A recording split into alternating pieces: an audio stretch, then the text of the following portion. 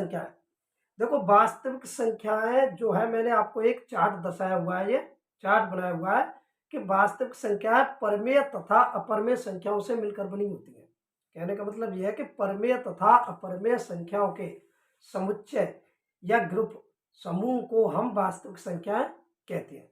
या फिर वास्तविक संख्याएं जो संख्याएं एक संख्या रेखा पर निरूपित हो जाए, संख्या रेखा पर निरूपित की जा सकती है, उसे हम वास्तविक संख्या कहते हैं।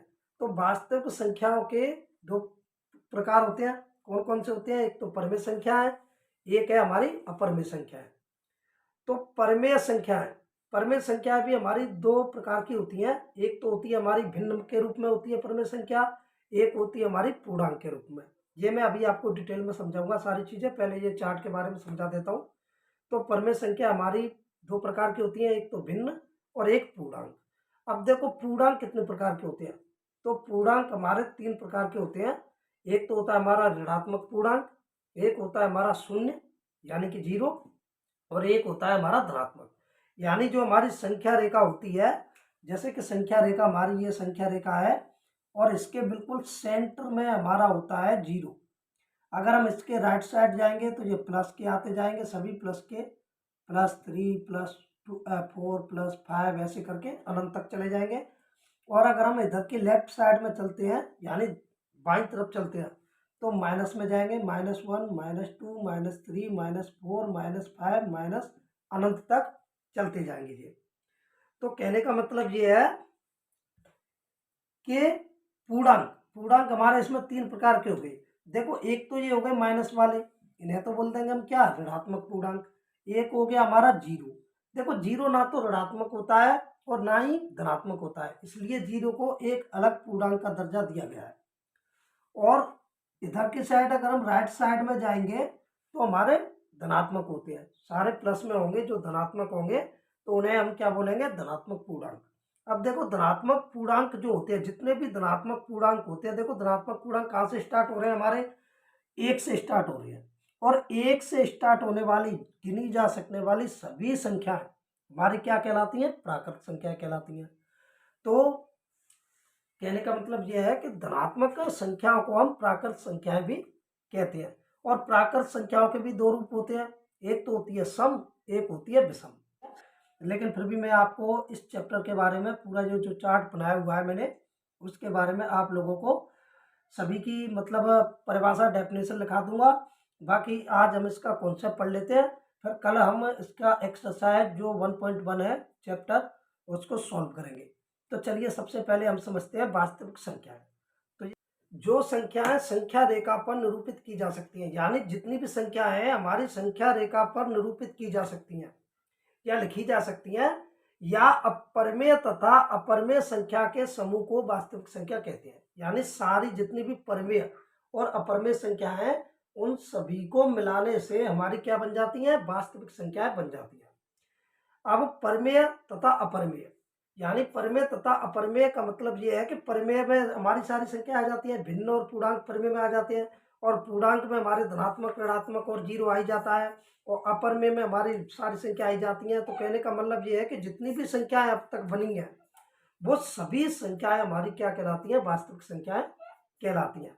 जैसे उदाहरण के लिए -1 है, -2 है, 0 है, 1 है, 2 है, 100 है, 2/3 है, √2 है, -5/3 है। ठीक है, तो ये सारी संख्याएं क्या है, हमारी वास्तविक संख्याएं हैं। परमेय संख्याएं वे संख्याएं जिन्हें हम P/Q के रूप में लिख सकते हैं, यानी अंश बटे हर के रूप में लिख सकते हैं, तथा यहाँ P एक पूर्णांक होगा, जो P होगा हमारा अंश होगा वो एक पूर्णांक होगा, और Q बराबर 0 नहीं होगा। जैसे देखो, जैसे 3/5। अब यहाँ पे 3 क्या है, हमारा पूर्णांक है, नीचे क्या है 5 है, 0 तो नहीं है, तो ये क्या होगी, हमारी एक परमेय संख्या होगी।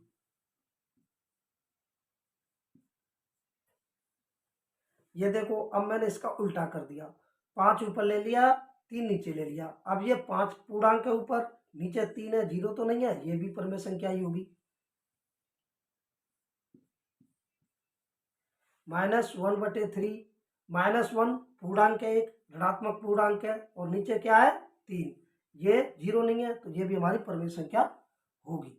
ऐसे ही मतलब अब अगर मैं इसे ऐसे लिख दूं 4/0, तो ये हमारी परिमेय संख्या नहीं होगी, ये हमारी परिमेय संख्या नहीं होगी, क्योंकि इसके बटे में क्यू हमारा 0 नहीं होना चाहिए, क्योंकि 0 से अगर हम 4 को भाग देंगे, विभाजित करेंगे, तो इसका कोई मान निश्चित मान नहीं आएगा, अतः यह हमारी परिमेय संख्या नहीं होगी।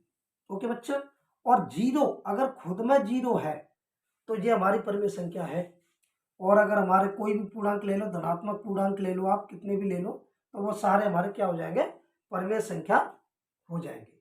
ओके बच्चों, तो परिमेय संख्या के रूप में आशा करता हूं कि आपकी समझ में अच्छी तरीके से आ गया होगा कि वे संख्याएं जिन्हें हम P/Q के रूप में लिख सकते हैं, तथा यहाँ P एक पूर्णांक होगा और Q बराबर 0 नहीं होना चाहिए। जैसे 3/5 है, 5/3 है, -1/3 है, 0 है, 2 है, 5 है, 7 है, ये सारे हमारे क्या है, परिमेय संख्याएं हैं। ये संख्याएं देखो, अपरिमेय संख्या अ से स्पष्ट हो रहा है कि अ का मतलब होता है अगर अ किसी शब्द में पहले लग जाए तो अ का मतलब नहीं होता है, यानी जो परिमेय संख्या नहीं हो वो अपरिमेय संख्या कहलाती है। यानी इसका उल्टा है कि वे संख्याएं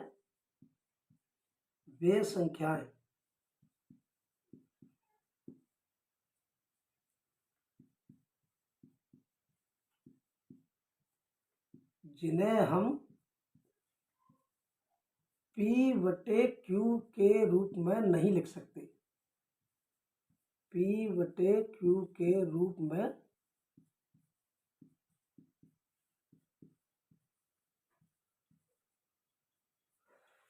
नहीं लिख सकते, वे अपरिमेय संख्याएं कहलाती हैं, अपरिमेय संख्याएं कहलाती हैं।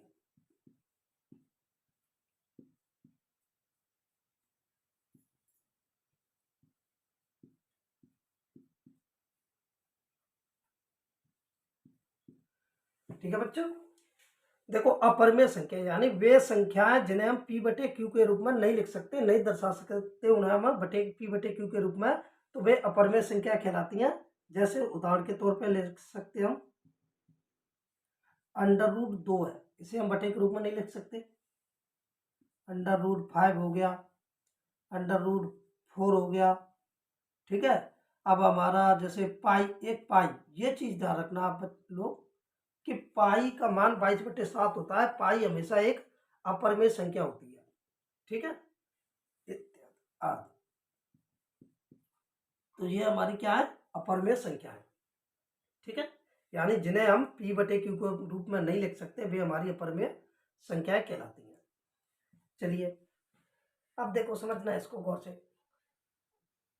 यानी भिन्न किसे कहते हैं, जिन संख्या को हम P/Q के रूप में ही लिख सकते हैं, में ही लगा हुआ है, तथा दशमलव रूप में ही लिख सकते हैं। यानी जिन संख्या को हम P/Q के रूप में ही लिख पाएंगे, न कि उन्हें सिर्फ एक ही पूर्णांक में लिख सके, और या फिर लिखेंगे हम दशमलव के रूप में लिख सकते हैं, तो इन दो रूप में ही लिख सकते हैं, तो उन्हें हम भिन्न कहते हैं। जैसे 3/5 है, इसे हम अगर सरल करना चाहें तो सरल तो कर सकते हैं, बट सरल करने पर ये दशमलव बन जाएगी, तो हम या तो इसे बटे के रूप में लिख सकते हैं या हम दशमलव के रूप में लिख सकते हैं, इन दो रूप के अलावा हम इसे नहीं लिख सकते, तो ये हमारी क्या कहलाएगी, एक भिन्न कहलाएगी। ठीक है बच्चों,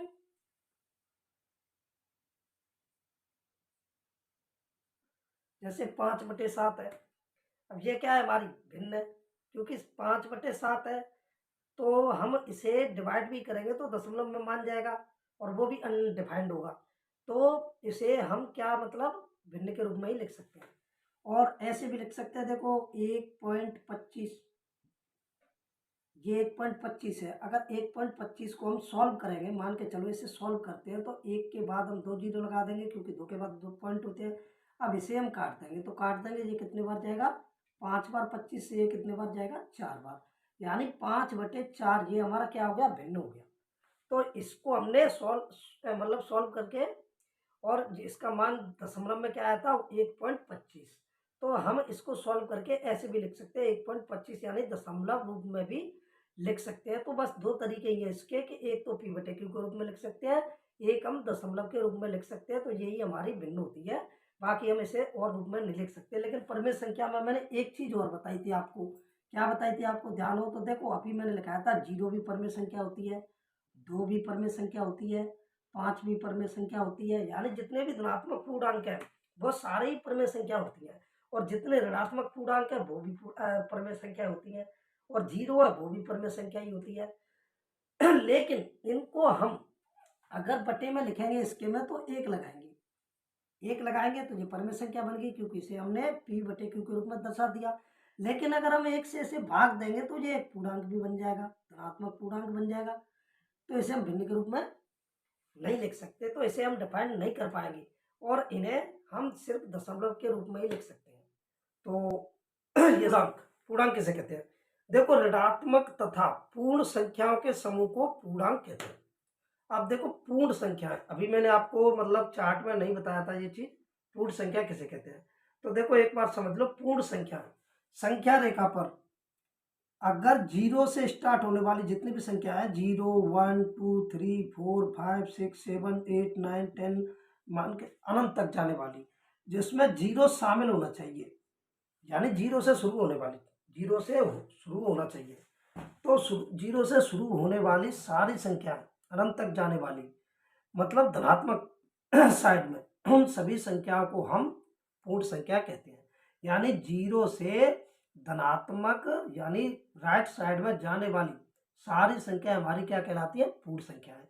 और ऋणात्मक संख्या कौन सी होती है? 0 से लेफ्ट साइड में जाने वाली, लेफ्ट साइड में जैसे -1, -2, -3, जो माइनस में होंगी वो हमारी ऋणात्मक होंगी। तो ये ऋणात्मक और ये पूर्ण संख्या हो गई, ये सारी क्या हो गई? पूर्ण संख्या। तो ऋणात्मक और पूर्ण संख्याओं के समूह को हम क्या कह देंगे? पूर्णांक कह देंगे। तो यही हमारी परिभाषा है इसकी कि ऋणात्मक तथा पूर्ण संख्याओं के समूह को पूर्णांक कहती है। ठीक है बच्चों, और पूर्णांक में ये सारी संख्या आ जाती हैं, जैसे -1, -2, -10, 0, 1, 5, 8, 120। यानी ये सारी हमारी क्या है? पूर्णांक है, पूर्णांक संख्या है। अब चलिए, अब पूर्णांक के प्रकार देखते हैं हम। अभी मैंने आपको लिखाया था कि पूर्णांक के प्रकार, तो पूर्णांक कितने प्रकार के होते हैं, चार्ट में मैंने बताया था आपको।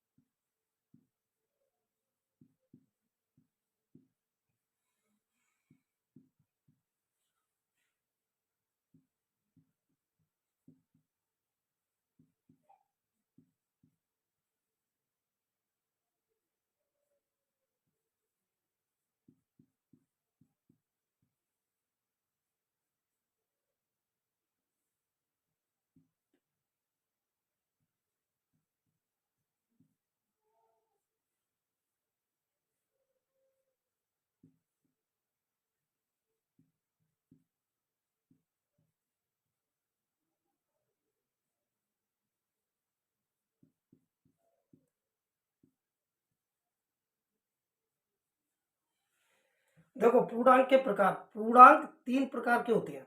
नंबर 1 ऋणात्मक पूर्णांक, नंबर 2 शून्य, और नंबर 3 धनात्मक पूर्णांक। ये मैंने पहले ही आपको देखो समझा दिया। यहाँ पे ऋणात्मक जो मान में होंगे वो तो सारे क्या होंगे? ऋणात्मक पूर्णांक होंगे, और 0 एक अलग से पूर्णांक है, और 1 से लेकर अनंत तक प्लस में जाने वाली सारी संख्या हमारी क्या होंगी? धनात्मक पूर्णांक होंगे। देखो बच्चों, नंबर 1 ऋणात्मक पूर्णांक, जिन पूर्णांकों का मान ऋणात्मक होता है उन्हें हम ऋणात्मक पूर्णांक कहते हैं। सिंपल सी बात है, यानी ऋणात्मक मान होना चाहिए। -1 है, -2 है, -3, -6, अनंत तक जाने वाली जितनी भी मान है हमारे ऋणात्मक वाले, वो सारे हमारे क्या कहलाएंगे? ऋणात्मक पूर्णांक कहलाएंगे। ठीक है, देखो 0 हमारा शून्य पूर्णांक है। 0 ना तो धनात्मक होता है ना ऋणात्मक होता है, ये मैं आपको पहले ही बता चुका हूँ। तो 0 को अलग से पूर्णांक का दर्जा दिया गया है, तो 0 भी हमारा एक पूर्णांक है। देखो धनात्मक पूर्णांक, जिन पूर्णांकों का मान धनात्मक होता है उन्हें हम धनात्मक पूर्णांक या प्राकृत संख्या भी बोल देते हैं। देखो प्राकृत संख्याएं क्या होती है, प्राकृत संख्याएं जो भी प्लस में है, यानी संख्या रेखा से जीरो को छोड़ के एक से गिनी जा सकने वाली जितनी भी संख्या है, अनंत तक, 1 2 3 4 5 6 7 8 से ऐसे जाकर अनंत तक जाने वाली सभी संख्या हमारी क्या कहलाती हैं, प्राकृत संख्या कहलाती हैं। और वही जितने भी प्राकृत संख्याएं होती हैं वो हमारे सभी धनात्मक पूर्णांक भी कहलाते हैं। तो ये चीज हमेशा याद रखना, प्राकृत संख्या धनात्मक पूर्णांक भी होती हैं, या फिर ऐसे बोल सकते हैं कि धनात्मक पूर्णांक प्राकृत संख्याएं भी होती हैं। ठीक है, जैसे 1 2 3 5 8 15 1000 2000 कितना भी ले लो आप, अनंत तक जाने वाली सारी संख्याएं, ये जो भी मतलब धनात्मक है वो हमारी धनात्मक पूर्णांक या प्राकृत संख्याएं कहलाएंगी। तो ये प्राकृत संख्या भी की भी परिभाषा हो चुकी है। देखो सम संख्या, वे संख्याएं जो दो से पूरी पूरी बार विभाजित हो जाए, यानी दो का भाग उनमें पूरी पूरी बार चला जाए और शेष जीरो बचना चाहिए, वे संख्याएं हमारी क्या कहलाती हैं, सम संख्याएं कहलाती हैं।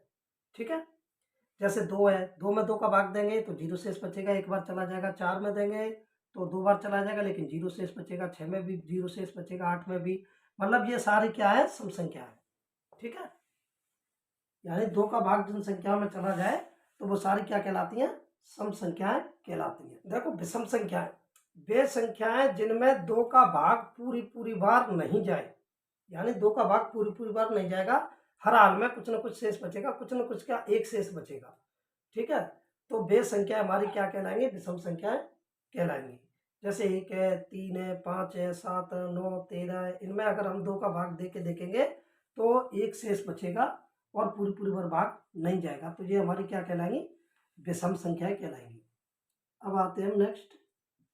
देखो अभाज्य या रूट संख्या, वे संख्याएं जिनमें एक तथा स्वयं के अलावा किसी अन्य संख्या का भाग नहीं जाए, वे अभाज्य या रूट संख्या कहलाती है। यानी एक का भाग तो जाएगा ही जाएगा और स्वयं यानी उसी संख्या का, जैसे ये मान के चलो हमने 3 ले लिया तो 3 में 3 का भाग चला जाएगा एक बार, 1 का भाग चला जाएगा 3 बार, लेकिन इसमें अन्य किसी संख्या का भाग नहीं जा रहा, 1 और 3 के अलावा, ना तो 2 का जा रहा है, तो ये हमारी कैसी है, अभाज्य संख्या है। और 5 देखो, 5 में भी 5 का भाग चला जाएगा और 1 का भाग चला जाएगा, लेकिन और किसी अन्य संख्या का भाग नहीं जाएगा, तीसरी संख्या का भाग नहीं जाएगा, 7 में भी नहीं जाएगा, 11 में भी नहीं जाएगा, तो ये हमारी सारी क्या है, अभाज्य संख्या है। यानी इनके गुणनखंड बस एक या स्वयं होते हैं, बाकी इनके अदरवाइज गुणनखंड नहीं होते, तो ये हमारी अभाज्य या रूट संख्याएं कहलाती। देखो भाज्य या यौगिक संख्याएं, वे संख्याएं जिनमें एक तथा स्वयं के अलावा अन्य किसी संख्या का भाग चला जाए, वे भाज्य या यौगिक संख्याएं कहलाती है। तो देखो यानी इसमें एक तथा स्वयं के अतिरिक्त अन्य तीसरी संख्या का भी भाग चला जाएगा तो वे भाज्य संख्या कहलाएंगी। जैसे 4 है, अब 4 में देखो 4 का भाग तो जाएगा ही जाएगा, 1 का भी जाएगा ही जाएगा, लेकिन इसमें 2 का भाग भी जा रहा है, तीसरी संख्या का भाग जा रहा है, तो ये हमारी क्या हो जाएगी, भाज्य संख्या हो जाएगी। 6 है, 6 में देखो 6 का जा रहा है, 1 का जा रहा है, 2 का भी जा रहा है, 3 का भी जा रहा है। ऐसे ही 8 में देख लो, 8 में 2 का जा रहा है, 4 का जा रहा है, 8 का जा रहा है, 1 का जा रहा है। ऐसे ही 9 में 3 का जा रहा है, 1 का जा रहा है, 9 का जा रहा है, तो ये सारी हमारी क्या है, भाज्य संख्या है। और देखो दो भाज्य संख्या नहीं होती है, क्योंकि 2 के अगर हम फैक्टर करेंगे तो देखो हमारा फैक्टर 2 ही होंगे, 1 और 2, 1 और 2 होंगे, अन्य किसी तीसरी संख्या से इसमें भाग नहीं जा रहा, तो 2 हमारी भाज्य संख्या नहीं है, और 1 हमारी ना तो भाज्य है और ना ही अभाज्य है। ये चीज हमेशा ध्यान रखना कि 1 हमारी ना तो भाज्य है ना अभाज्य है, और 2 हमारी भाज्य संख्या नहीं है, सम है लेकिन 2 हमारी भाज्य संख्या नहीं है। भाज्य संख्या हमारी सबसे छोटी क्या होती है, 4।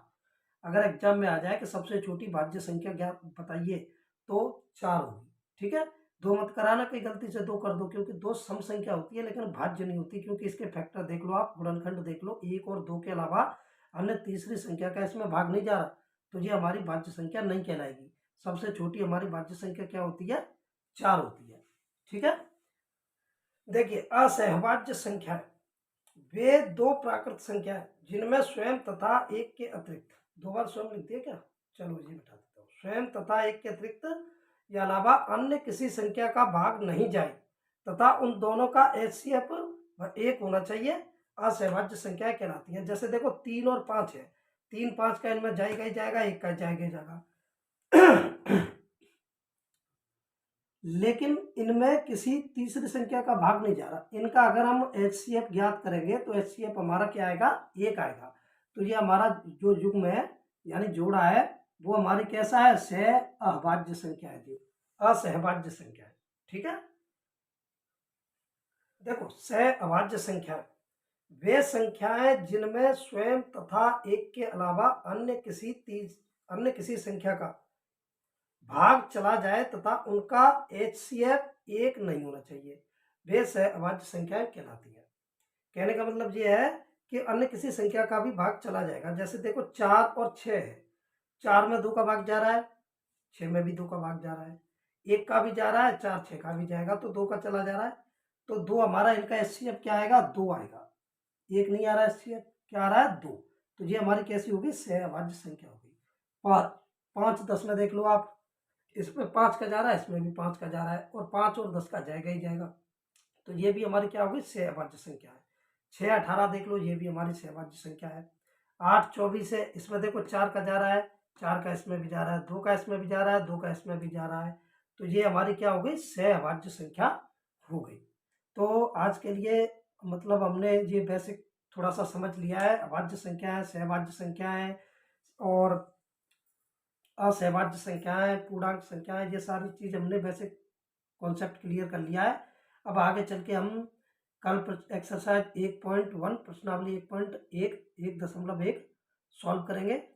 सभी बच्चों से मेरा विनम्र रिक्वेस्ट है कि प्लीज़ मेरे चैनल को लाइक सब्सक्राइब और कमेंट करना ना भूलें।